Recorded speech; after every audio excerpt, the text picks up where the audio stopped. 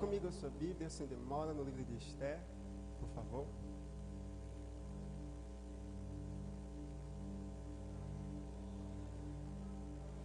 Livro de Esther, capítulo 4, versículo 16, sem muita demora, que diz assim a palavra do Senhor: Vai e ajunta todos os judeus que se acharem em Suzã, e jejuai por mim, e não comais nem bebais por 3 dias, nem de dia, nem de noite.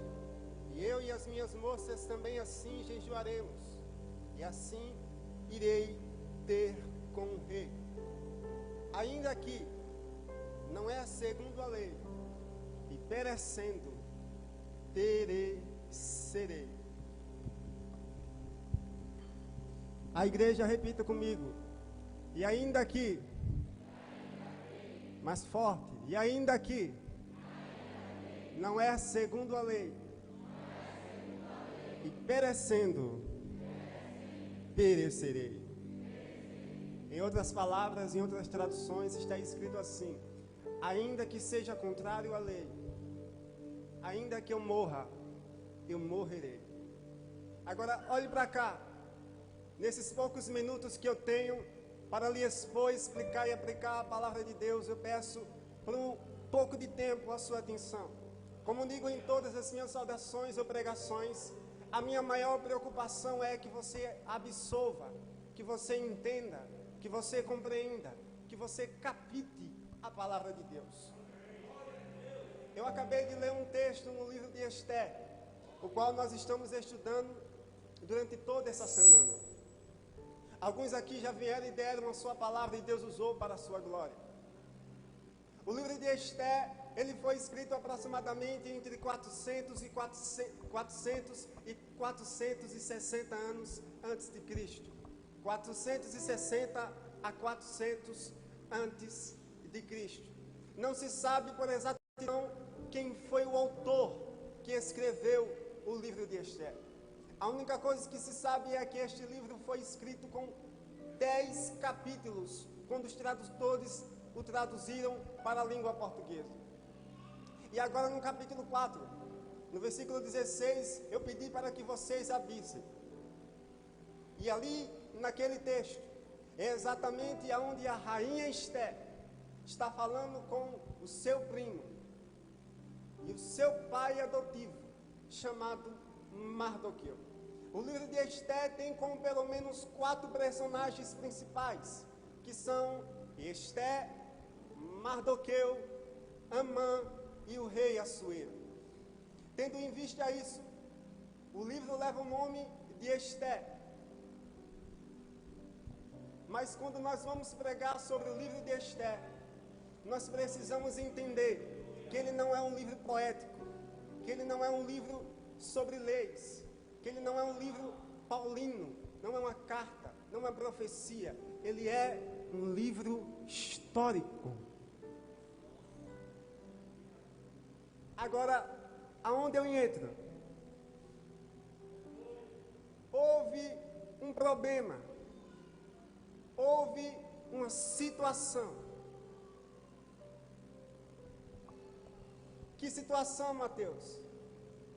Uma situação onde Amã, que era o segundo depois do rei naquela época, ele chegou até o rei e disse: rei, manda um decreto para que matem todos os judeus. E o rei aceitou e enviaram cartas para todas as províncias, para todas as cidades, dizendo que os judeus seriam mortos naquele dia exato do decreto. Quando Mardoqueu soube disso, ele correu até Esther, desesperado, e disse: você tem que falar com o rei. Esther se espantou e disse: eu não posso entrar na presença do rei sem que ele me chame, porque se eu entrar na presença do rei sem que ele me chame, eu vou estar contrariando e transgredindo a lei, porque ninguém poderia entrar na presença do rei sem que o rei chamasse. Mardoqueu insiste para que Esther fale com o rei. Esther reconhece E quando ela reconhece, ela diz para Mardoqueu: Mardoqueu, vá, você e o povo, e jejue durante 3 dias e 3 noites, e eu e as minhas criadas jejuaremos durante 3 dias e 3 noites. Passam 3 dias, passam 3 noites, e após esses 3 dias e estas 3 noites, Esther toma uma atitude.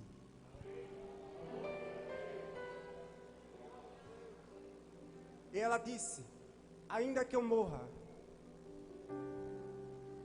eu morrerei.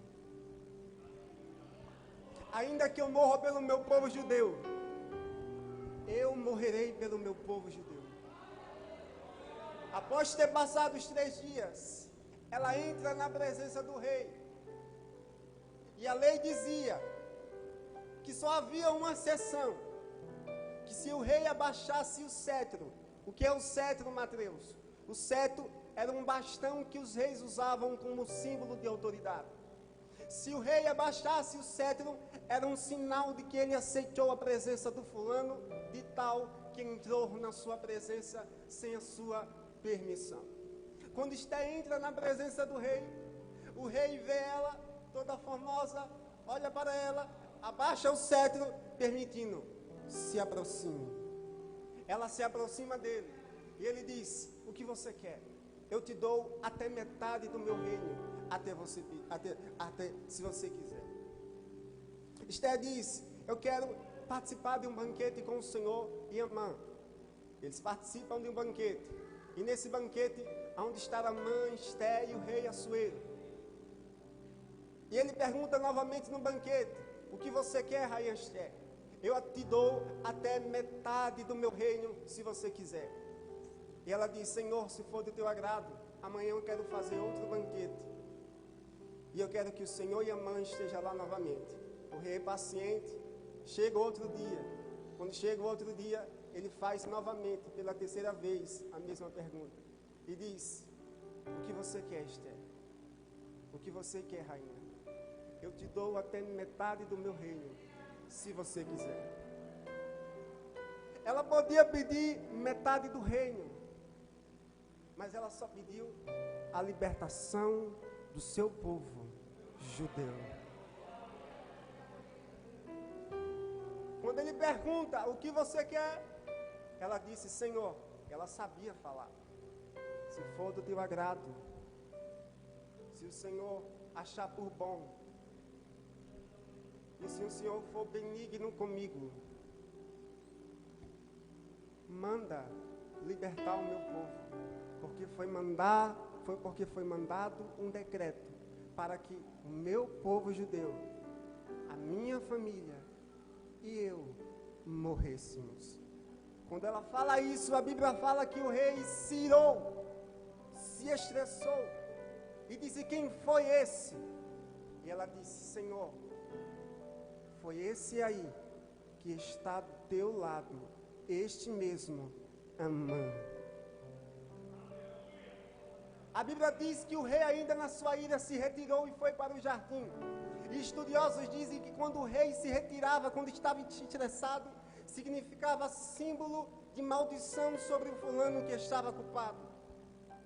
Quando o rei volta do jardim, alguns servos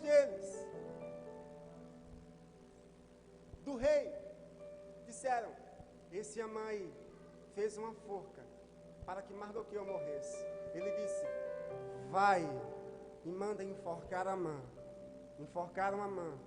E Amã, aquele que humilhou Mardoqueu lá atrás, estava agora sendo humilhado. E Mardoqueu, que antes estava sendo humilhado, estava agora sendo exaltado, porque Deus o colocou no lugar de Amã. Agora eu concluo dizendo, e termino com essa aplicação: Esther teve simples 2 características para enfrentar este adversário. Primeiro, ela foi ousada. quando ela disse, ainda que eu morra, eu morrerei.